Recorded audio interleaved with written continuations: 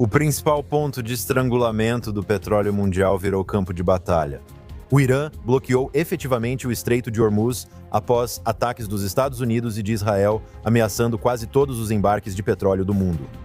Isso ocorre enquanto forças americanas destroem minas e navios iranianos para reabrir o estreito. Ao mesmo tempo, aviões de guerra dos Estados Unidos atacaram 90 alvos militares na ilha Karg, principal centro das exportações de petróleo do Irã. Aqui é Josh Hastings, ao lado de Alex Traiman. Alex, estamos entrando na terceira semana da guerra entre os Estados Unidos, Israel e Irã. Vamos direto a um vídeo do presidente Donald Trump dizendo que vencemos. Nós vencemos, repito, vencemos. Nunca gosto de dizer cedo que vencemos, mas vencemos a aposta. Na primeira hora já tinha acabado. A Agência Internacional de Energia decidiu coordenar a liberação recorde de 400 milhões de barris de petróleo de reservas nacionais em todo o mundo, o que reduzirá substancialmente os preços do petróleo. Enquanto acabamos com essa ameaça à América e essa ameaça ao mundo, nós não queremos sair cedo, não é? Conseguimos terminar o trabalho logo após o martelo da meia-noite. Depois fomos embora e achamos que isso encerraria o assunto por um tempo. Mas eles começaram de novo. É por isso que devemos terminar, não é? A gente não quer voltar a cada 2 anos. Alex, isso é importante. O presidente disse que vamos com tudo, não podemos ficar voltando a cada 2 anos. Acho que é isso mesmo. E enquanto o presidente disse, sabe, que não queremos falar isso cedo demais, acho que é realmente importante entender o que o presidente dos Estados Unidos está dizendo. O que o secretário de Defesa, Pete Hegseth, está dizendo, o que o primeiro-ministro de Israel, o que o ministro da Defesa de Israel está dizendo, que é que o Irã está sofrendo golpes inacreditáveis. Desde o início, acredito que o presidente Trump estava certo ao dizer que, naquele primeiro ataque de sábado de manhã, há 16 dias o Estado de Israel eliminou Ali Khamenei. Eles eliminaram toda a cúpula da estrutura de comando do regime iraniano desta República Islâmica. E sim, o Irã está enviando mísseis balísticos em direção a Israel e a alvos em todo o restante do Oriente Médio, mas eles estão apenas disparando mísseis aleatoriamente. O que acertarem, acertaram. Eles causam algum dano. O Irã já sofreu bem mais de 1.000 ataques diretos a alvos estratégicos. E se alguém acha que o Irã vai sair como vencedor dessa guerra, está apenas engolindo a propaganda, Josh. Alex, quero ir direto ao trecho do secretário da Guerra, Pete Hegseth. É inacreditável. Vamos ver. Olhando para cima, a Guarda Revolucionária Islâmica e o regime iraniano veem apenas 2 coisas na lateral das aeronaves: as estrelas e listras. E a estrela de Davi. O pior pesadelo do regime maligno. Então, Alex, por que não comenta isso?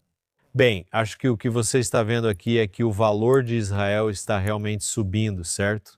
Existem 2 superpotências no mundo dispostas a combater ameaças terroristas, os Estados Unidos da América e o Estado de Israel. Esses 2 países estão trabalhando lado a lado, eles estão voando juntos, eles estão atingindo alvos estrategicamente, cada um de acordo com sua força. E eu acho que os resultados demonstram isso, né? Na verdade, vimos talvez alguns aviões dos Estados Unidos caírem, não vimos nenhum avião israelense cair. Israel é o mais forte. Eu não quero dizer o mais forte porque, em termos de quantidade e equipamento, os Estados Unidos são definitivamente dramaticamente mais fortes do que o Estado de Israel. Não chega nem perto. Mas quando se trata de precisão, perfeição, o Estado de Israel está em uma liga própria em termos de seus pilotos e o valor deles só aumenta. Quando essas potências se unem, é imbatível. Um regime terrorista pária como a República Islâmica do Irã, mesmo com seu eixo do terror formado por Hezbollah, Houthis, Kataib, Hamas e outros aliados, não tem chance contra os Estados Unidos e Israel, e todos veem isso. Alex, recentemente, o primeiro-ministro Netanyahu fez sua primeira coletiva de imprensa desde o início da guerra. Ele mencionou o inédito nível de coordenação entre Israel e Estados Unidos e destacou as conquistas. Ele disse: "Nós eliminamos Khamenei, a infraestrutura nuclear, as baterias de mísseis, os lançadores, atingindo o quartel-general do regime terrorista lá no Irã." E o primeiro-ministro disse com certeza: "Este não é mais o mesmo Irã." E ele também disse que não é mais o mesmo Oriente Médio e não é mais o mesmo Israel, o que achei muito fascinante. O primeiro-ministro parecia ótimo, não foi a primeira vez que ele fez declarações à imprensa. Ele já fez várias declarações ao país em diferentes momentos. Esta foi a primeira vez que ele respondeu perguntas de repórteres. Algumas perguntas dos repórteres nem eram sobre a guerra no Irã. Elas estavam relacionadas ao presidente pedir um perdão para Netanyahu e outras questões sobre as quais o primeiro-ministro simplesmente se alongou. Disse que o presidente dos Estados Unidos pode falar e agir conforme seu coração. Mas eu achei que Netanyahu parecia incrível. E o que foi impressionante nisso é que eu digitei Netanyahu. Queria assistir à coletiva de imprensa que ele fez e saber se existe tradução para o inglês, talvez para usarmos no programa. E eu digitei Netanyahu e Irã e inúmeros resultados apareceram dizendo que Netanyahu estava morto. Tudo bem. Apenas vídeo após vídeo dizendo que Netanyahu estava morto. Uma semana antes, eles tinham dito que o irmão de Netanyahu, Ido, estava morto. Adivinha? O primeiro-ministro Netanyahu não está morto. O irmão dele, Ido, não está morto. Certo, o primeiro-ministro foi fantástico, até respondendo perguntas dos repórteres no final da semana passada. Quem está morto? Ali Khamenei está morto. E há uma boa chance de que Mojtaba Khamenei, o filho de Ali Khamenei, esteja morto porque não o vimos. Ele deu essa declaração à imprensa que foi lida por um âncora, basicamente dizendo: eu nem sabia que tinha sido nomeado líder supremo, eu descobri isso do meu leito de hospital. E a pergunta é, por que o Irã está fazendo isso? Porque eles querem mostrar que esse regime ainda está de pé, mesmo que tudo esteja desmoronando bem diante deles. E você vê aqui fraqueza e você vê força. Você vê um Irã fraco se debatendo e vê os Estados Unidos e Israel agindo com muita confiança, mas também com grande metodologia. E você também está vendo como ambos os países estão intensificando as operações militares, não reduzindo. Eles não vieram com tudo o que tinham no primeiro dia. Como o Irã, por exemplo, que disparou a maior quantidade de mísseis balísticos no primeiro dia, agora vemos que eles lançam cerca de 30 mísseis balísticos por dia. Não quero minimizar o significado disso. Quero dizer, essa é uma ameaça que precisa ser cortada pela raiz. O Irã não pode ter o poder de disparar nem mesmo um míssil balístico por dia. Mas quando você fala da ameaça e do que o Irã supostamente poderia fazer contra Israel, eles já estão disparando 30 por dia. Isso é uma fração muito pequena do que as avaliações diziam que eles poderiam ter feito, não só antes dessa rodada, mas também antes das rodadas anteriores. Na última guerra de 12 dias, eles lançaram cerca de 500 mísseis balísticos contra Israel. Mas já tínhamos visto, mesmo antes da Operação Leão em Ascensão e Martelo da Meia-Noite, que eles já tinham disparado quase 100 em um dia anteriormente, em abril de 24 e outubro de 24. Aqui eles disparam apenas alguns, o regime está esmagado e a infraestrutura destruída. Lembre-se de ver Israel atingindo a infraestrutura de petróleo do Irã. Cenas apocalípticas, sabe? Fumaça preta por todo o Irã. Tinha fogo ardendo, descendo pelos bueiros das ruas iranianas. Foi inacreditável. Quero dizer, o que Israel está fazendo é desmontar esse regime que ameaçou toda a região. E é realmente incrível de assistir. Alex, também parte daquela coletiva, o que exemplifica bem o espírito do povo israelense e nossa essência. Netanyahu afirmou que o presidente Trump comentou surpreso que apenas em Israel os voos de resgate são ao contrário, pois enquanto no mundo as pessoas fogem das zonas de guerra, em Israel todos querem voltar. Você tinha um correspondente do Maariv aqui, que não é pró-Netanyahu, muito pelo contrário. Eu só fui gentil ao admitir que estou presente. O nome dele é Avi Benayahu, um correspondente que disse: "Eu não costumo sair por aí elogiando os governos tão facilmente, mas preciso dar elogios e crédito quando é merecido. O Ministério dos Transportes organiza voos de resgate que trazem milhares de pessoas de volta a Israel, uma zona de guerra. Eu fiquei preso durante a última operação, então sei como é estar do outro lado, fazendo tudo ao meu alcance para voltar para Israel. Demorei 15 dias, mas israelenses ao redor do mundo ainda estão tentando voltar para casa. Ainda não conseguimos fazer isso." São mais de 100 mil israelenses, mas você imaginaria que haveria um êxodo em massa, pessoas tentando fugir do país quando o país é atacado. E você vê em Israel exatamente o oposto, e essa é realmente a força da resiliência israelense, que as pessoas correm para o perigo. As pessoas querem estar com suas famílias durante uma guerra para protegê-las, para proteger o país. E você sabe, ótimo trabalho da Miri Regev e do governo também. E acho que a El Al também merece muito crédito aqui.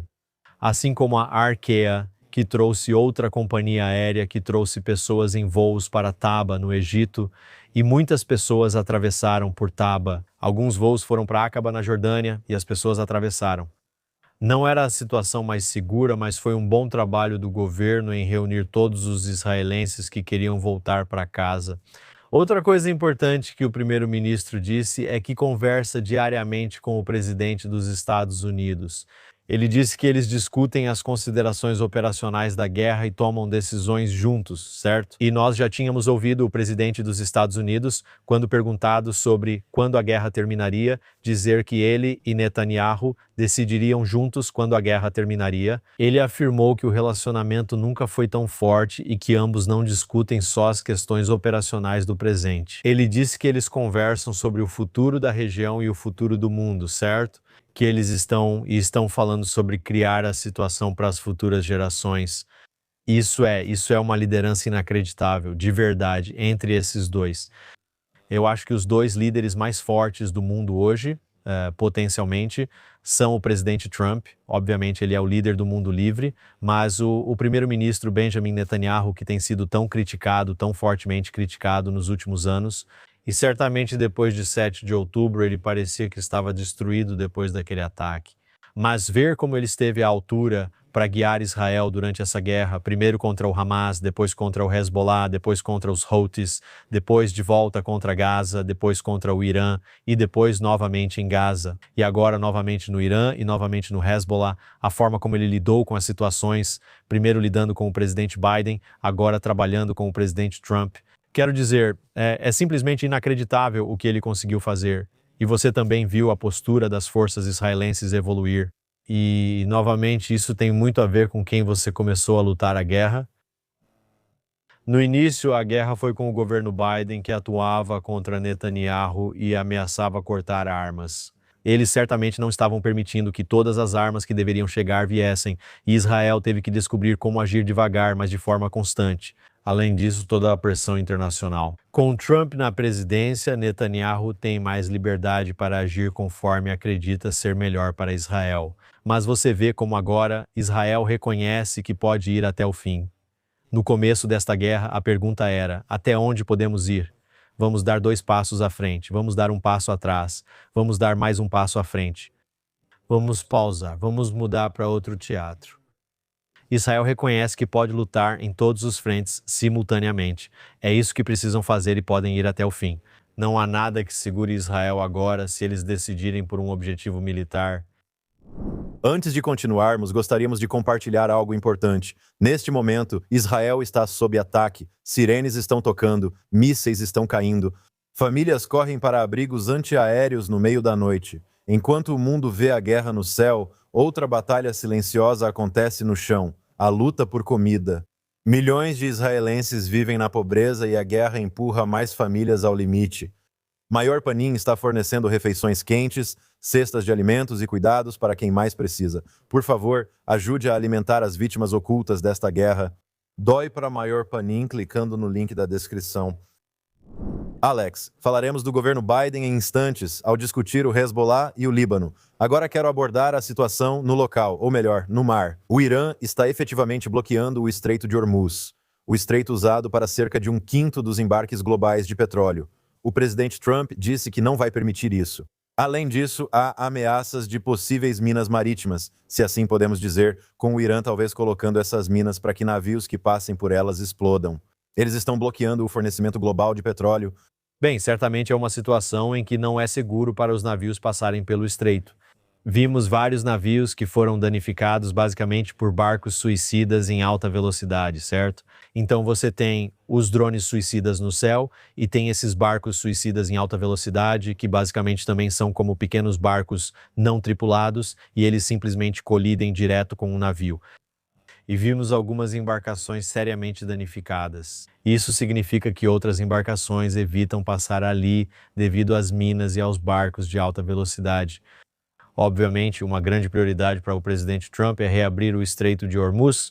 Como você disse, se 20% do petróleo do mundo não consegue chegar onde precisa, bem, o que isso causa? Quero dizer, além da instabilidade, isso força o preço do petróleo a subir. Isso é definitivamente algo que o presidente dos Estados Unidos quer evitar. Você viu o trecho mais cedo em que ele conseguiu que as agências internacionais liberassem 400 milhões de barris cúbicos de petróleo, o que deve conter pelo menos parte do atraso. Vimos os barcos da China conseguindo passar, também vimos alguns barcos da Índia conseguindo passar em coordenação com o Irã. Eles podem liberar quem quiserem, não atacar quem não quiserem e avisar onde há ou não minas. Agora você viu o presidente dos Estados Unidos dizendo que vão destruir a infraestrutura petrolífera do Irã. E no começo, como mencionei há alguns minutos, quando Israel bombardeou parte da infraestrutura de petróleo do Irã, você viu relatos, e não sabemos o quanto esses relatos são verdadeiros, mas vimos notícias dizendo que os Estados Unidos ficaram irritados porque Israel estava atingindo a infraestrutura de petróleo. Agora vemos o presidente dos Estados Unidos ameaçando atacar mais a infraestrutura de petróleo. E acabamos de ver no fim de semana que os Estados Unidos atacaram a ilha de Karg, que fica no meio do estreito. É uma ilha de onde a maior parte do petróleo que o Irã produz é enviada. E eles têm nessa ilha relativamente pequena, a cerca de 25 quilômetros da costa do Irã, um aeroporto lá. E é aqui que os navios iranianos carregam o petróleo e o levam embora. Então, no passado, vimos o governo Reagan bombardear a ilha de Karg durante a guerra Irã-Iraque. E o que é realmente interessante aqui é que você vê diferentes reportagens e pessoas questionando Pete Hegseth e outros dizendo: você não percebeu que o Irã iria fechar o Estreito de Hormuz? Como assim? Eles não sabiam. Obviamente, a única vantagem que o Irã tem sobre o mundo todo, tirando a arma nuclear e os mísseis balísticos, é o fornecimento de petróleo, o fornecimento internacional de petróleo que passa pelo estreito. Não é a primeira vez que o Irã ameaça fechar o Estreito de Hormuz. Não é a primeira vez que eles realmente bloquearam o Estreito de Hormuz. Os Estados Unidos, obviamente, sabiam que isso era uma possibilidade. Eles, obviamente, se prepararam para esse tipo de cenário e agora você vê os Estados Unidos se posicionando. Se esses estreitos não forem efetivamente abertos, acho que você vai ver o presidente dos Estados Unidos, as Forças Armadas americanas bombardeando fortemente toda a costa, à margem do estreito e possivelmente mais bombardeios na ilha de Karg. O presidente Trump disse que eles poderiam bombardear a ilha de Karg novamente só por diversão. Essa é uma citação. Então vamos ver o que acontece. Mas certamente isso é algo para o qual os Estados Unidos estão preparados. E isso faz parte do sequestro da comunidade internacional que o Irã tem feito por tantos anos e é algo que precisa parar. Então, além desses bombardeios, os Estados Unidos e Israel também estão mirando nos postos de controle pertencentes a esse grupo paramilitar da Guarda Revolucionária lá no Irã. Acredito que se pronuncia Basij-Jar, base e postos de controle da Força Basij ali. Vamos discutir o significado disso. Isso é realmente importante porque, por um lado, você sabe, Israel e os Estados Unidos estão trabalhando para bombardear as instalações nucleares e também a infraestrutura de mísseis balísticos do Irã.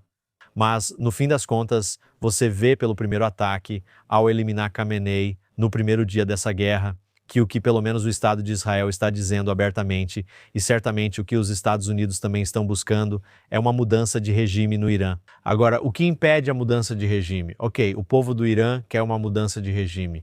E vimos milhões de pessoas protestando. E isso não aconteceu só este ano, já vimos em 2008 e em outras ocasiões.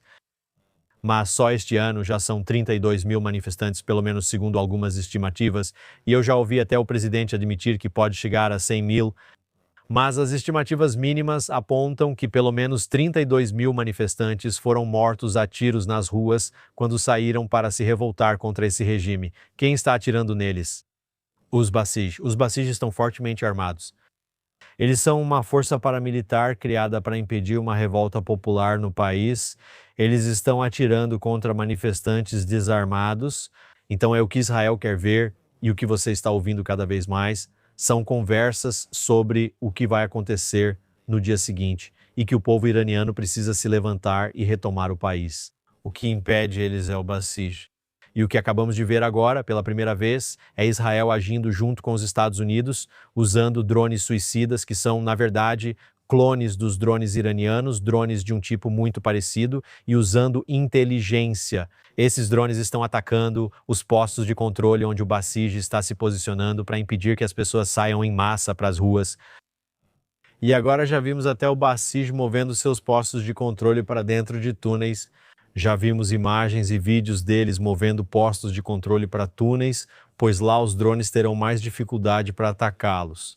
O primeiro-ministro Netanyahu tem repetido desde o início da guerra que há surpresas. Acredito que esses ataques de drones contra as forças do Basij são uma dessas surpresas. Vamos ver se há mais. Mas, certamente, o que precisa acontecer é que, quando o primeiro-ministro Netanyahu fala que a ajuda está a caminho, quando o presidente disse que a ajuda está a caminho, isso ajudou a neutralizar o Basij para que o povo iraniano realmente possa se levantar nas ruas. E vou te dizer, até mesmo durante a noite, vi vídeos do Irã, e é difícil verificar quais são as datas reais desses vídeos, porque eles podem ser de várias semanas atrás, quando vimos as 32 mil pessoas sendo abatidas nas ruas. Mas vídeos de cada vez mais pessoas indo para as ruas, protestando contra esse regime. Se eles forem para as ruas em massa, você pode começar a ver, e nós já vimos relatos disso também, membros da Basij deixando seus postos, percebendo que não vão começar a atirar no povo iraniano que supostamente deveriam proteger. Além disso, você começa a ver membros da Guarda Revolucionária que deveriam estar disparando mísseis balísticos, recusando essas ordens, porque sabem que, no momento em que saírem para preparar o lançamento, serão eliminados por ataques aéreos. No fim das contas, eles não querem morrer. Algumas pessoas realmente querem viver. Então, estamos vendo aqui que Israel está criando as condições no terreno para ajudar o povo iraniano. A ajuda está a caminho. Ouvi uma entrevista inacreditável esta manhã no rádio israelense sobre o povo iraniano. E um dos representantes estava dizendo que, quando o povo do Irã ouve os aviões acima, os bombardeios acontecendo, eles ficam felizes. E quando há momentos em que tudo está quieto, é aí que eles ficam mais preocupados. Eles temem que Israel e os Estados Unidos encerrem a operação cedo demais antes de empregar toda a força. Inacreditável. Pessoas nas redes sociais pelo mundo criticam Israel e Estados Unidos. Vejam o que fazem. Estão bombardeando o Irã. O povo não merece isso.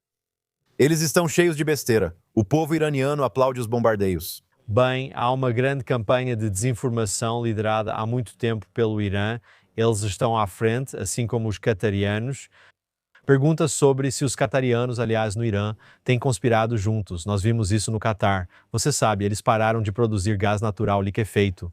E agora, há até rumores de que houve uma conspiração para aumentar os preços ao mesmo tempo em que o Catar trabalha com os Estados Unidos, talvez também se precavendo com o Irã. Mas Catar e Irã, esses dois, têm sido os principais propagadores da propaganda contra Israel, contra os Estados Unidos.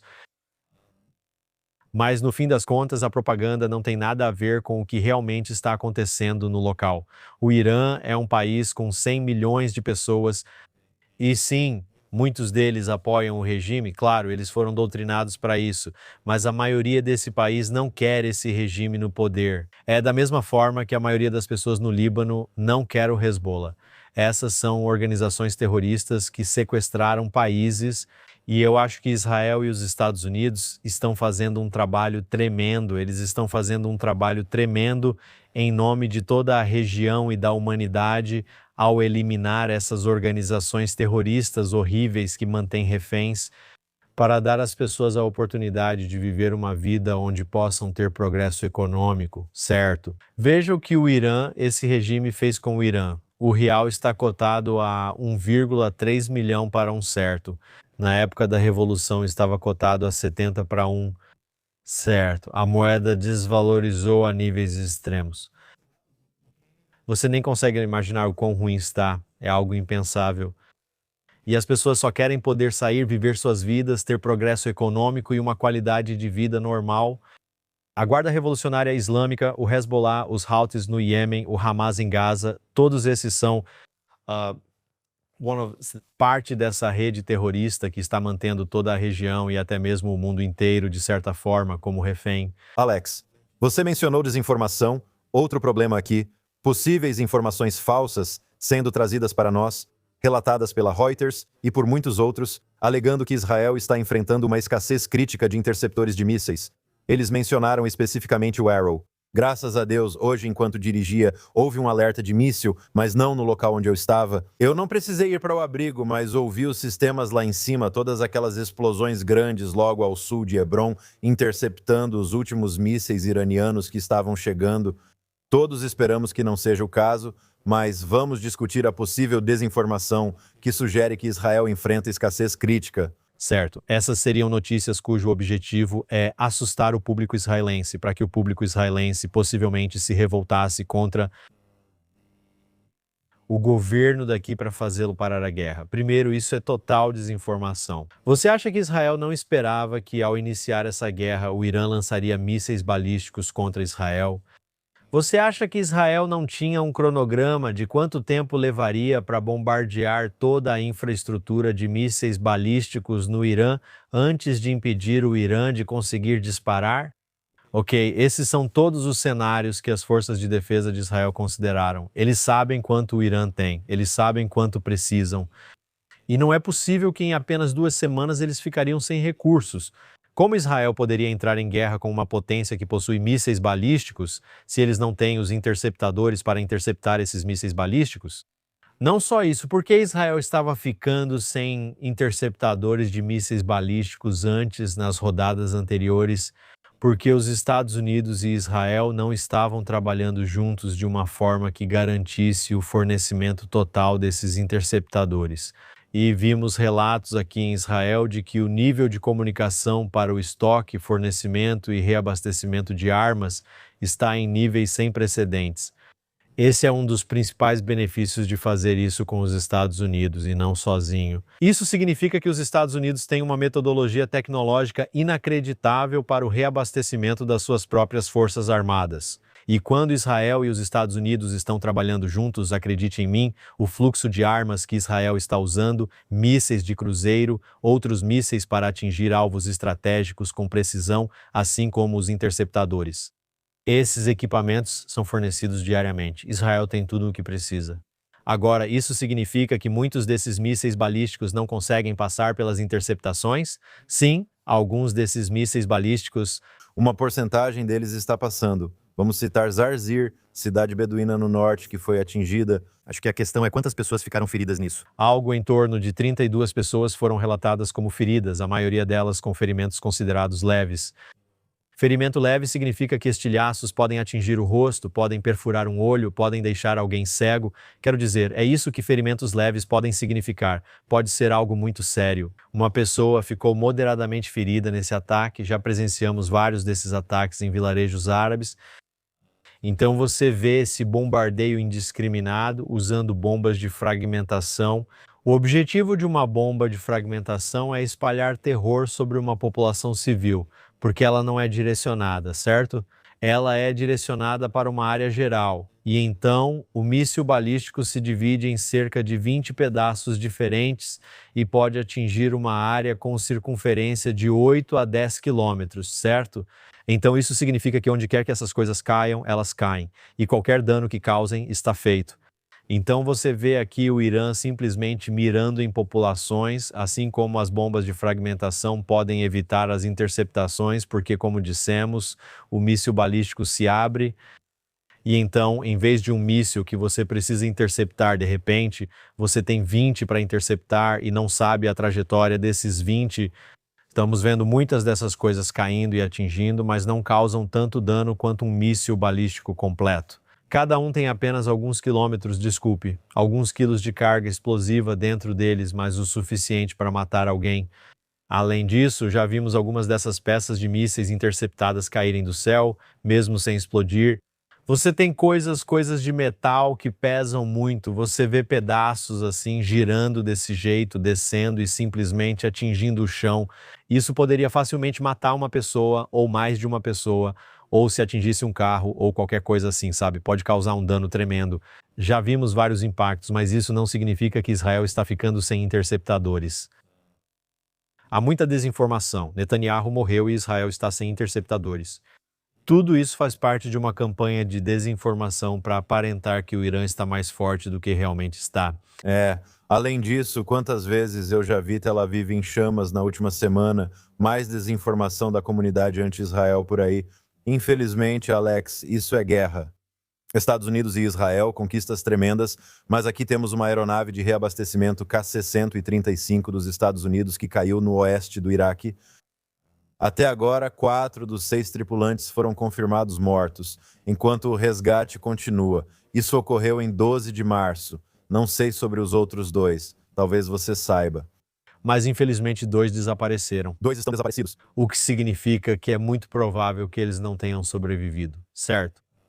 Como você disse, as condições que levaram a esse acidente não são conhecidas. 2 aviões de reabastecimento parecem ter sido alvos simultâneos ou envolvidos no incidente. Um desses aviões conseguiu voltar até Israel e pousar, felizmente, mas havia 2 aviões e existe a dúvida se os 2 colidiram ou se foram atingidos por fogo amigo, embora tenhamos ouvido relatos de que não foi necessariamente um incidente de fogo amigo. Também disseram que não foi um incidente de fogo hostil. Então, que tipo de incidente foi esse? Nós realmente não sabemos. Você sabe, né? Isso além daqueles jatos que foram abatidos por baterias de mísseis Patriot, fogo amigo sobre o Kuwait há pouco mais de uma semana. Então, acho que até agora foram algo em torno de 11 militares americanos mortos nesta operação até o momento, o que é terrível. Nós não queríamos nenhuma, não achávamos que necessariamente haveria alguma. A guerra é muito, muito difícil. E também vimos em Israel aproximadamente uma dúzia de pessoas mortas pelos ataques de mísseis balísticos nessas 2 semanas. Alex, já falamos várias vezes sobre o primeiro-ministro Netanyahu se dirigindo diretamente ao povo iraniano. Nesta semana, ele repetiu no X: povo do Irã, estamos em uma guerra histórica pela liberdade. É uma chance única de derrubar o regime dos ayatolás e conquistar liberdade. E então você teve o líder da oposição exilado, Reza Pahlavi, também conclamando o povo iraniano não apenas a sair e protestar, mas a realmente agir e mirar nos líderes do regime. Reza Pahlavi, filho do Eshá, Mohammad Reza Pahlavi, o pai foi exilado e ele, Reza, foi criado em Los Angeles. Ele passou um tempo em Paris e também passa um tempo fora de Washington, D.C. Não está claro se o presidente o apoia totalmente, mas parece que ele é a única pessoa que carrega o peso da grande cultura iraniana na história do Irã antes de ser tomado por esta República Islâmica, sabe, sobre seus ombros. Ele foi fantástico nos meses que antecederam e durante a guerra. As mensagens que ele tem transmitido têm sido muito metódicas, bem pensadas e transmitidas com firmeza. Apoiando o povo iraniano, transmitindo mensagens em farsi e também em inglês para informar a comunidade internacional sobre suas ações, certo? Ele alertou os iranianos recentemente para estocarem suprimentos, dizendo para se prepararem para o que está por vir, para ficarem em casa enquanto Israel e os Estados Unidos estão bombardeando, mas avisando que haverá um momento em que eles sairão às ruas. E ele também disse nessa última mensagem que vai chegar ao Irã em algum momento. Ele diz que quer liderar uma transição.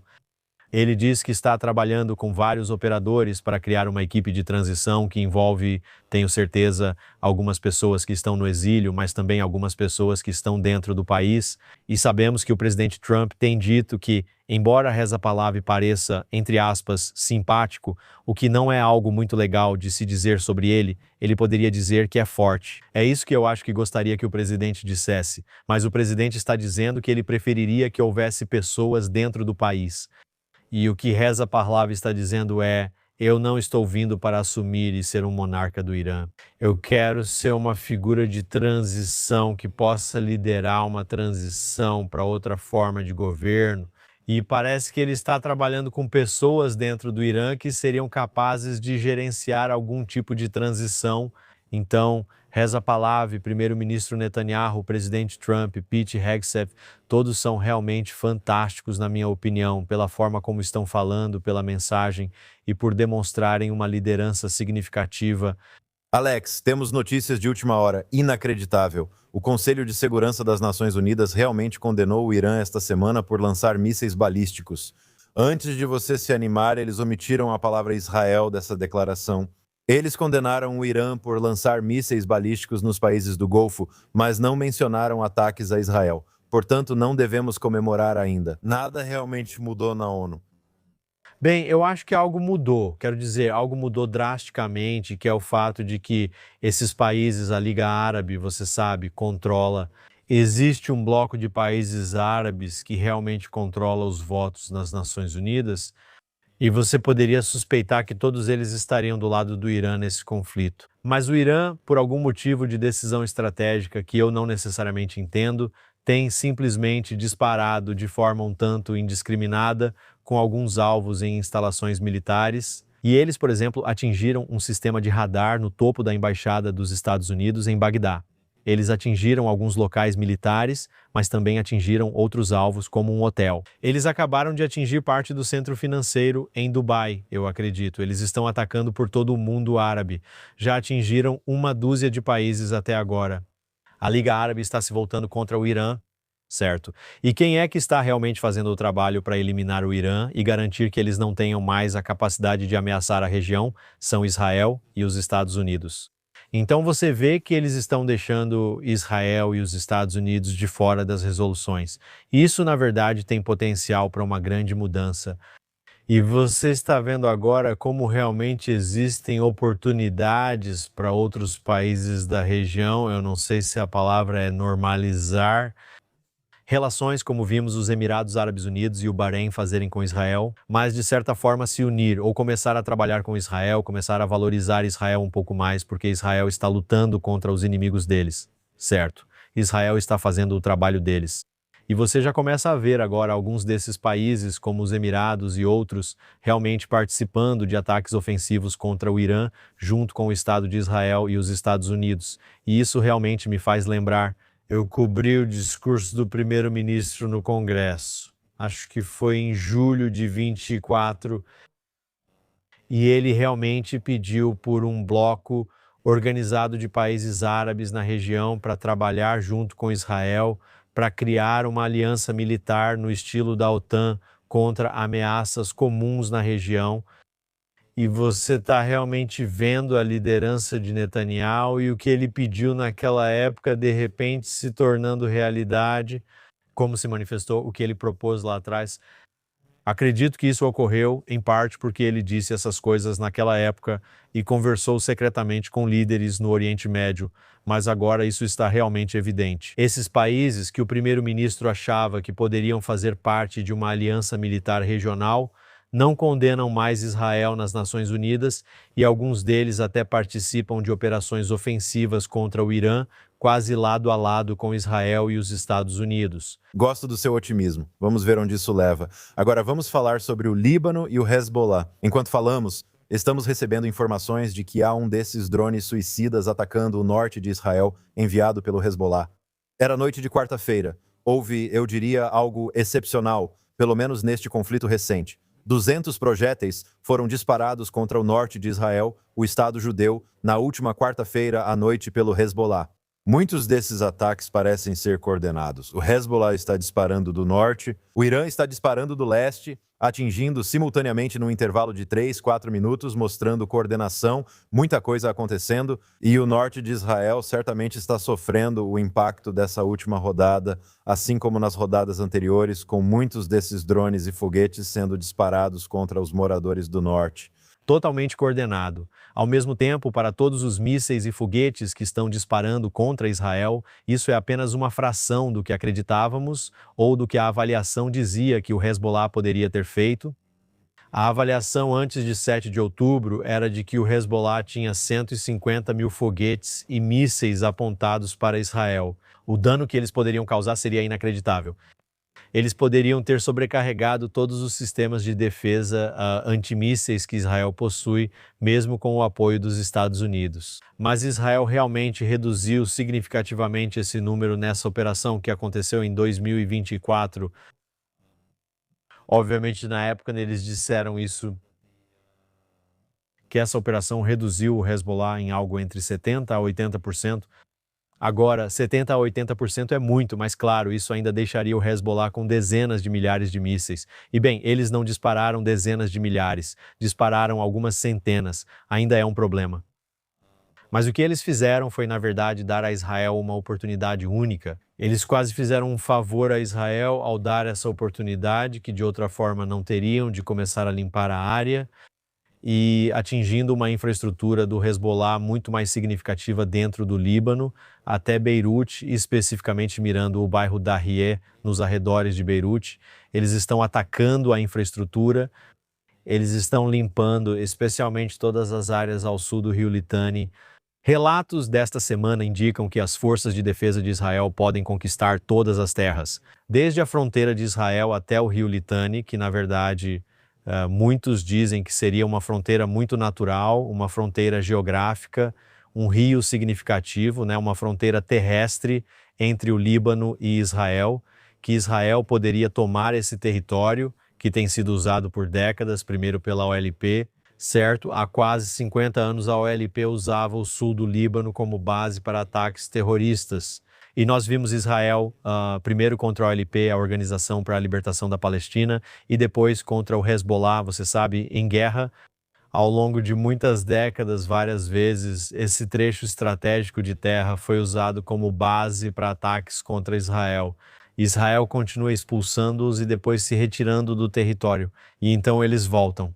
Vimos que a FINUL foi estabelecida, essa força da ONU no Líbano, que deveria impedir o Hezbollah de usar o sul do Líbano como base de operações. Mas o que eles fazem? Eles apenas impedem Israel de atacar. Quando Israel assinou esse acordo de cessar-fogo com o Hezbollah acredito que foi em novembro de 2024, o exército libanês deveria desmantelar o Hezbollah, desmilitarizar o Hezbollah ao sul do rio Litani. Eles não conseguem fazer isso, só as FDI conseguem. E em certo momento você quer que Israel não apenas reduza as capacidades do Hezbollah, mas elimine completamente o Hezbollah como uma ameaça militar, reconhecendo que não há momento melhor para fazer isso do que agora. Ok, Israel estava satisfeito em ficar de fora se o Hezbollah fosse dissuadido, mas obviamente o Hezbollah não foi dissuadido. Caso contrário, eles não teriam disparado 200 mísseis contra Israel na quarta-feira e continuado a disparar nos últimos dias. Então as forças de defesa de Israel não têm escolha a não ser entrar e atacar. Neste momento, eles estão usando apenas 20% dos seus aviões no Líbano porque estão usando 80% do poder aéreo no Irã. E a questão é se Israel vai lançar uma operação terrestre. Se você ouvir Israel Katz, que é o ministro da Defesa, ele está dando indicações de que Israel vai lançar uma operação terrestre. Se eles fizerem isso, acho que vão querer desviar mais da Força Aérea para o Líbano, a fim de dar o apoio adequado às tropas terrestres. E quando as tropas terrestres entram em ação, a situação pode ficar bem mais perigosa para os soldados israelenses, certo? Porque você vai estar em combate real com terroristas que armaram uma área com armadilhas por muito tempo, esperando o momento em que as FDI entrariam. Então pode ser uma situação perigosa, mas também pode ser uma oportunidade única em uma geração para enfraquecer o Hezbollah de uma vez por todas. Sim, a propósito, há relatos saindo até mesmo nesta manhã de que o primeiro-ministro Netanyahu teria escolhido o ex-ministro e conselheiro de longa data, Ron Dermer, para conduzir conversas diretas com o governo libanês. Isso acabou de sair aqui há alguns minutos, Alex.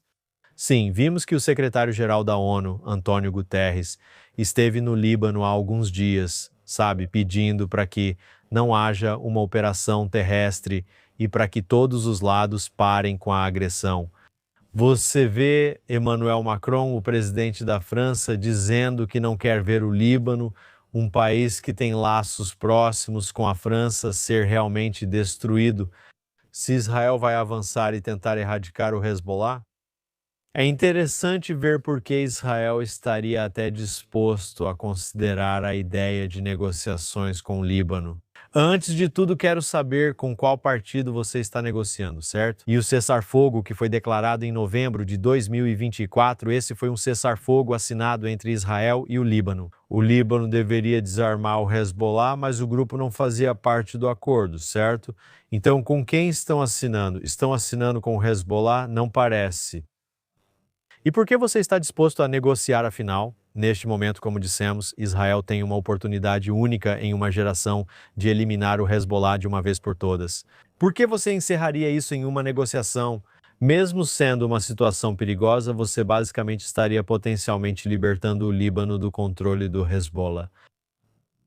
E então você também estaria criando as circunstâncias para que os israelenses no norte possam viver em paz e segurança por anos se você eliminar o Hezbollah. Então, por que diabos você começaria uma negociação? Agora, é claro, se você for enviar alguém para uma negociação, a melhor pessoa para enviar é Ron Dermer.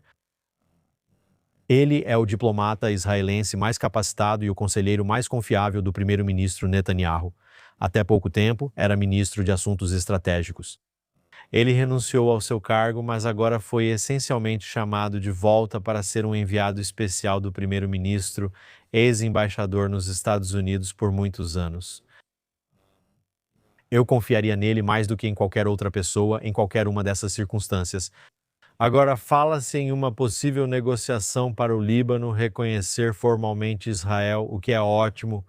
E você deveria ter normalização com o Líbano, você deveria ter normalização com a Síria, você deveria ter normalização com o Irã ao final desta guerra. Mas, se o Hezbollah ainda for operar dentro desse país, mesmo que o governo do Líbano normalize as relações com o governo de Israel, isso não significa que o Hezbollah seja parte desse acordo. E isso não significa que o Líbano e o exército libanês tenham a força e o poder para impedir o Hezbollah de iniciar outra rodada de ataques, senão nos próximos meses, então nos próximos anos. Então, eu acho que o conceito é bom, mas é mais provável que você consiga chegar a uma negociação e a um acordo de normalização. Isso só faz sentido se todos concordarem que Israel e os Estados Unidos podem entrar primeiro, fazer o trabalho sujo e eliminar o Hezbollah de uma vez por todas. E eu sugeriria até tomar todo aquele território até o rio Litani, porque já ficou provado várias vezes. O Líbano não consegue impedir organizações terroristas. A FINU não consegue impedir organizações terroristas, é uma fronteira natural do rio Litani. E sabe, da mesma forma que Israel controla agora 50% da faixa de Gaza, você está ouvindo o ministro da Defesa, Israel Katz, dizendo que Israel vai fazer no sul do Líbano a mesma coisa que fez em Gaza e potencialmente tomar território. Por isso, nos últimos dias, várias autoridades, como o ministro das Finanças Bezalel Smotrich, disseram que o Hezbollah deve ser derrotado de uma vez por todas. Ele fez basicamente uma avaliação da guerra em termos do que aconteceu até agora. Ele também destacou que o cessar-fogo do Hezbollah em 2024 foi devido a ameaças do governo Biden de que haveria um embargo de armas contra o Estado de Israel. E é aí que estamos hoje. Sim, ele também afirmou que Israel temia uma resolução do Conselho de Segurança da ONU que dificultaria sua situação e que o governo Biden estava basicamente impondo o cessar-fogo a Israel. Acho que Israel fez um trabalho incrível ao desgastar o Hezbollah como fez, mas você vê uma pressão imensa sobre Israel naquela época para assinar o acordo de cessar-fogo.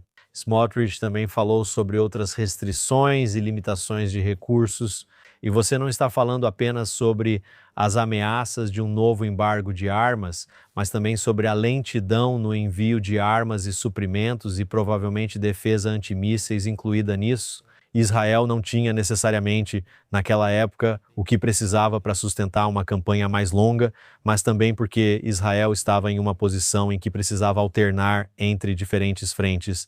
Israel realmente não queria lutar contra Gaza e Líbano ao mesmo tempo. Em termos de realocação de recursos, recursos humanos, tanques, outras considerações, poder aéreo, armamentos. Então Israel estava fazendo esse jogo, lidando primeiro com Gaza e tentando manter o Hezbollah sob controle. Em certo momento, o Hezbollah intensificou os disparos e Israel já havia avançado em Gaza. Então eles colocam Gaza em segundo plano e partem com tudo para o Líbano. Mas você viu de novo que o governo Biden colocou muita pressão sobre Israel para parar naquela época. Outra restrição era, obviamente, que Israel queria tirar os reféns de Gaza, então eles queriam voltar para aquele cenário em Gaza para poder pressionar o Hezbollah e a comunidade internacional a tirar os reféns. E o governo Biden realmente tentou resgatar os reféns. Eles estavam envolvidos nisso, mas o problema era que estavam pressionando o lado errado. Quando você vê que os Estados Unidos estão pressionando Israel para parar de lutar no Líbano, que os Estados Unidos estão pressionando Israel, ameaçando com resoluções do Conselho de Segurança da ONU e embargos de armas, isso só fortalece o Hezbollah, isso só fortalece o Hamas, isso faz com que eles queiram resistir ainda mais. Isso não faz com que eles queiram libertar os reféns. O que o presidente Trump fez foi muito importante. Ele fez muitas coisas de forma diferente do governo Biden. A primeira coisa foi inverter a pressão. Ele colocou pressão em todos os países vizinhos que estavam apoiando o Hamas e o Hezbollah nessa guerra para que retirassem esse apoio e, de fato, pressionassem o Hamas e o Hezbollah. Depois você também vê o reabastecimento rápido até o ponto em que agora é um fornecimento contínuo. E agora a terceira coisa, claro, é realmente participar. Observamos isso em junho, na Operação Martelo da Meia-Noite, quando os Estados Unidos bombardearam o reator nuclear Fordo, no subsolo. E agora essa operação conjunta que, na verdade, é, eu acho, o auge, o ápice do relacionamento entre os Estados Unidos e Israel sendo realizado bem diante dos nossos olhos. Esses dois, como o Pete Hegseth disse no começo, a gente colocou aquela citação, sabe, onde Irã, o inimigo dos Estados Unidos, o inimigo de Israel, o país que vem dizendo morte a Israel, morte aos Estados Unidos. Quando eles olham para o céu, eles só veem as estrelas e listras e a estrela de Davi juntas. Inacreditável. Sim, essa será a imagem da guerra, se Deus quiser, quando tivermos vitória lá. O filho do ministro das Finanças, Smotrich, foi um dos 8 soldados feridos na semana passada em um ataque de drone do Hezbollah no norte. Acho que ele ainda está no hospital. Sim. Ele disseram que ficou moderadamente ferido, mas acho que o prognóstico é que vai ser... Ele vai ficar bem. Acabamos de ouvir explosões acima de nós. Explosões acima. Meu celular está desligado. O seu, não sei, mas essa é a nossa realidade. Mudando de assunto, o advogado-geral militar anunciou no fim de semana a retirada das acusações no caso Sde Teiman, segundo as Forças de Defesa de Israel. Se você se lembra, 5 reservistas das Forças de Defesa de Israel foram indiciados em fevereiro de 2025 servindo na Força 100, uma unidade da Polícia Militar responsável pelos terroristas Nukba do Hamas, prisioneiros de segurança de alto risco. E eles foram detidos em julho, em um caso envolvendo o suposto abuso de um detento de Gaza na instalação militar de detenção Sde Teiman, no sul de Israel. Então o caso foi encerrado e as acusações foram retiradas. Bem, se olharmos para esse caso, ele foi muito importante. Sde Teiman era a prisão militar que foi criada, fica muito perto da fronteira com Gaza. E em 7 de outubro, muitos terroristas foram mortos em Israel, muitos foram presos. E então muitas pessoas foram presas nas primeiras semanas e meses da guerra e foram levadas para essa prisão improvisada que foi montada em Sde Teiman.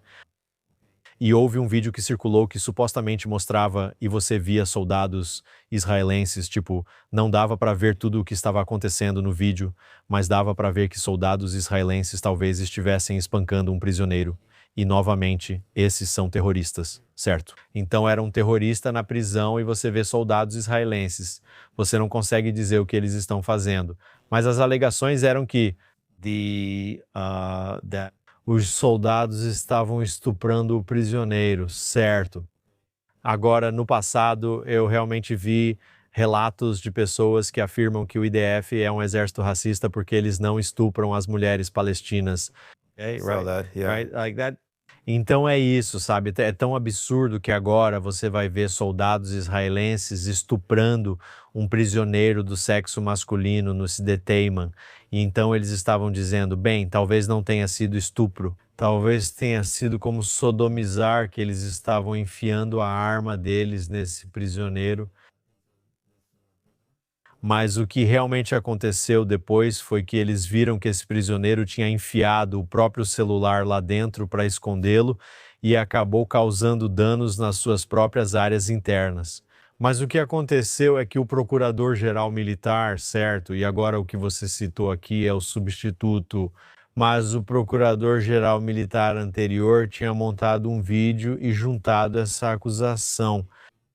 E eles mandaram tropas de choque em massa para tirar esses soldados, para prendê-los na frente de todo mundo, eles nem chegaram a intimá-los. Eles entraram com força e prenderam eles na frente de todos. Depois divulgaram o vídeo para a imprensa e inventaram uma história. E agora a pessoa que fez isso, a mulher, esqueci o nome dela, que era a procuradora militar na época, que estava trabalhando com o procurador-geral e trouxe isso à tona. Ela agora está sob uma pressão tremenda. e ela, disseram que ela tentou se livrar do celular e depois tentou uma overdose de remédio para dormir. Acredito que ela ainda esteja no hospital. Ficou em coma um tempo, tentando se proteger após o ocorrido. E as pessoas estão se perguntando, por que que alguém faria isso? E o motivo pelo qual esse caso foi aberto para começo de conversa foi para aumentar a pressão internacional sobre Israel para parar a guerra, certo? Porque se todo mundo ao redor do mundo vê que Israel é um exército imoral, exatamente quando Israel está tentando provar que é um exército moral, matando o menor número possível de civis, causando o mínimo de danos colaterais, enviando panfletos e fazendo ligações para tirar os civis do caminho do perigo, abrindo corredores humanitários, enviando ajuda humanitária. Israel está fazendo todas essas coisas para demonstrar que realmente é o exército mais moral. E aqui você tem o próprio Estado Profundo de Israel divulgando um vídeo tentando alegar que Israel é um exército imoral porque é isso que eles fazem com os detentos nas prisões, e acabou sendo uma história totalmente falsa. E agora as acusações foram retiradas.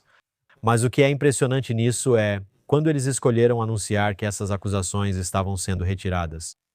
Logo nos primeiros dias da guerra com o Irã, quando essa história, à força, vai ter que ser empurrada para o final das páginas, que toda a mídia de esquerda que promoveu essa história, eles simplesmente vão deixar isso lá no final. E para nós, essa é a 10ª história de que estamos falando hoje. Se não fosse a guerra, essa seria a principal história. As pessoas estariam falando sobre isso por semanas, mas em vez disso, eles escolheram divulgar a informação de que esse caso estava sendo arquivado. Enquanto Israel está sendo bombardeado, enquanto Israel está operando no Irã junto com os Estados Unidos, especificamente para que os israelenses e especialmente a mídia israelense não falem sobre isso. Alex, finalmente esta semana. Antissemitismo como resultado disso, pois realmente é uma desculpa, como resultado da guerra com o Irã, houve um ataque antissemita mirando uma sinagoga em Michigan que poderia ter terminado muito mal. Aparentemente, havia 150 crianças na escola daquela sinagoga. Sim, primeiro um caminhão invadiu o local e depois disseram que poderia haver explosivos dentro dele. Foi realmente milagroso. Havia muitas crianças menores de 5 anos nesse prédio. Foi sorte não ter sido uma grande tragédia, só o motorista do caminhão morreu. O pessoal de segurança e o segurança da sinagoga o abateram. Inacreditável, poderia ser pior. Sim, com certeza. Isso poderia ter sido terrível. E agora você tem em Amsterdã esse grupo. Acho que foi em Roterdã. Roterdã, um grupo chamado Movimento Islâmico dos Companheiros da Direita, reivindicando um 4º ataque a alvos judeus na Europa esta semana. Sabe, tivemos o antissemitismo começando, né? Um grande antissemitismo. Sempre existiu, mas desde 7 de outubro, logo após, os judeus foram atacados e as pessoas se manifestaram contra eles. E agora estamos vendo isso ainda mais, ficando cada vez mais violento com esses ataques. Nesse caso, em Roterdã, lá. Bem, essa era a outra ameaça, certo? Nós falamos sobre quais são as ameaças que o Irã pode fazer. Primeiro, eles podem lançar mísseis balísticos contra Israel. Eles poderiam lançar mísseis balísticos por toda a região. Número 2, eles poderiam potencialmente fechar o Estreito de Hormuz, aumentando os preços do petróleo. E a terceira coisa é que eles poderiam liberar ou ativar células adormecidas na Europa, nos Estados Unidos e em outros lugares, para realizar ataques contra judeus, onde quer que eles estejam. Estamos ouvindo mais movimentação no sul. Algo está acontecendo lá fora. Estamos em um estúdio à prova de som. Se ouvirmos é porque está bem alto. Isso é significativo.